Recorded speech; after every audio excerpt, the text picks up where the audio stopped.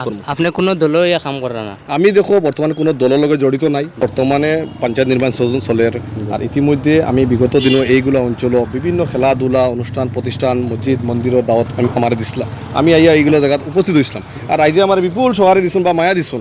আজকে দেখো আমরা পরিয়ালর আমি যেহেতু আজকে দেখো কোনো দলের লগে সক্রিয় না। আজকে দেখো আমরা এই অঞ্চল এই সমষ্টির বিভিন্ন প্রান্ত আমরা বহুত উদীয়মান যুবক ভাই বন্ধু এরা ইয়া মানে নির্বাচনে অবতীর্ণ হয়েছেন। এরা অবতীর্ণ হওয়ার বাদে আমার কাছে বহুতে যোগাযোগ করছেন ভাই আমরা ওরা নির্বাচন খাইতাম কিলা করতাম।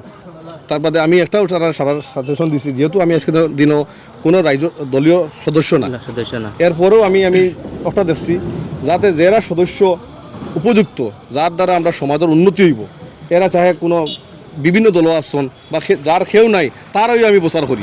এইটাই আমার মেইন উদ্দেশ্য এইটাই যারা মানে আমরা প্রার্থীর দ্বারা আমরা সমাজের উন্নতি হব যার ছিল আমরা মানুষের গরিব মানুষে আই গড় হোক বিনামূল্যে পাইতো বা এরা যার উচিলায় আমরা রাস্তাঘাটের সমস্যাগুলো সমাধান হইতো।